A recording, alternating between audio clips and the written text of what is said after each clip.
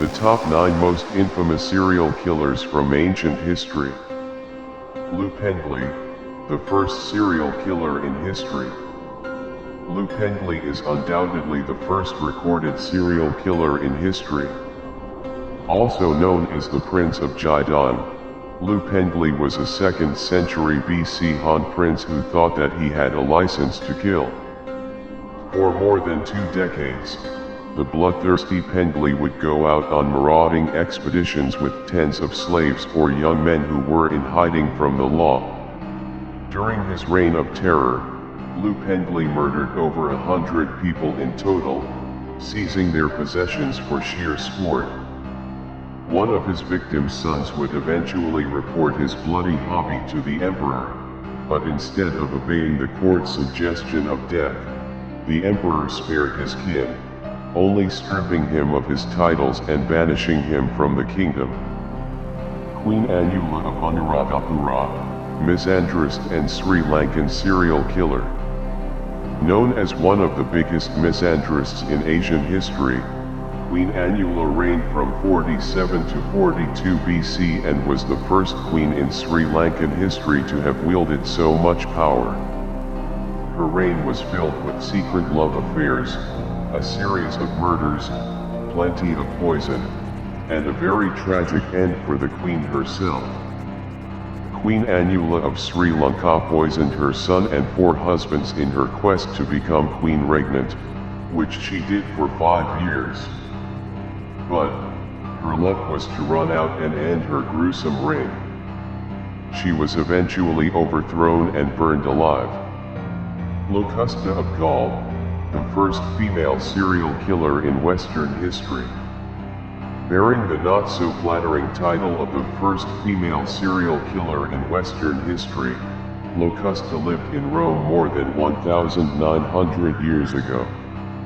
Inventive, cold-blooded, and extremely intelligent, Locusta was a dedicated, masterful botanist who used chemistry in order to give people heart attacks for fun and profit. She reportedly took part in the assassinations of Claudius and Britannicus, while she was one of Emperor Nero's most favorite people for many years, who used her as a trainer for other ambitious poisoners in his service. Following Nero's death, Locusta was executed by his successor, Galba. Zeusinator, pedophile, serial killer, and Himyarite king. Zeusinator was one of the wealthiest residents in the Himyarite kingdom, modern-day Yemen, who lived in Aden during the 5th century AD. Other than his wealth, Zeusinator gained notoriety for being a sadist, a pedophile, and a serial killer who lured young boys into his home with the promise of food and money, but instead he stripped them naked and sodomized them. He usually killed his victims by throwing them naked out of an upper-story window of his home. Fortunately, he was eventually stopped by a budding victim of his sick intentions, who stabbed him to death. Alice Keitler, the first woman condemned of witchcraft in Ireland. It is estimated that more than 300,000 so-called witches were tortured, burned, or hanged in medieval Europe. It's also no secret that the vast majority of them were nothing but poor, innocent women. Many suffered from mental illness, but that was definitely not the case for Alice Keitler. A Norman noblewoman, Keitler was prosecuted in the first modern witch trial in the British Isles back in 1324, for the alleged poisoning of her 4 husbands, heresy, and witchcraft. It is unknown if the stories are true, or if the accusations were just unfounded rumors. By her good luck, Alice fled to England before being arrested, and her fate remains unknown. Her servant, however, didn't have the same good luck as her.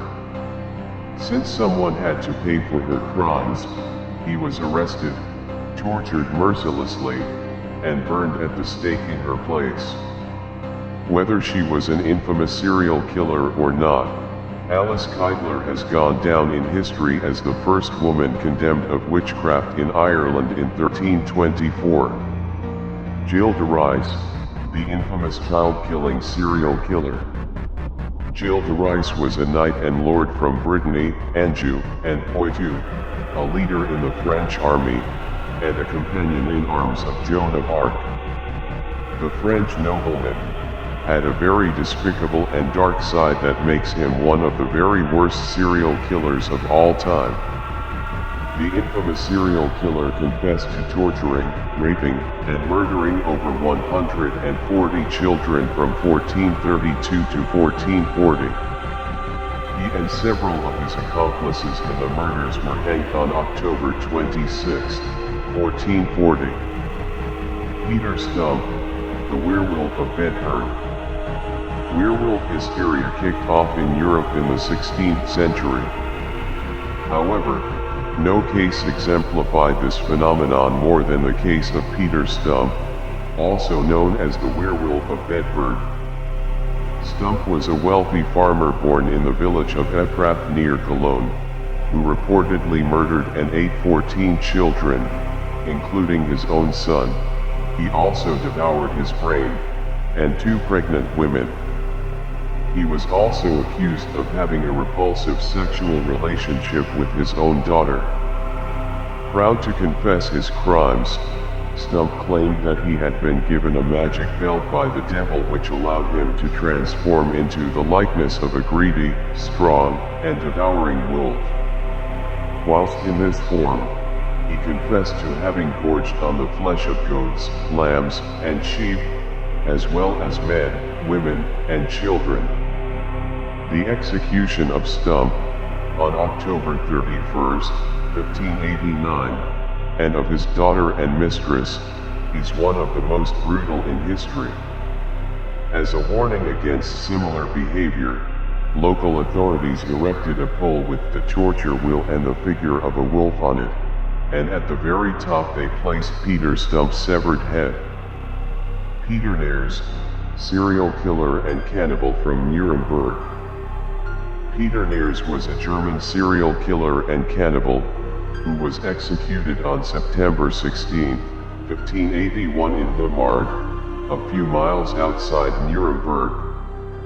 It was also believed that he was a powerful black magician, with many supernatural abilities, and his fame alone terrorized whole villages.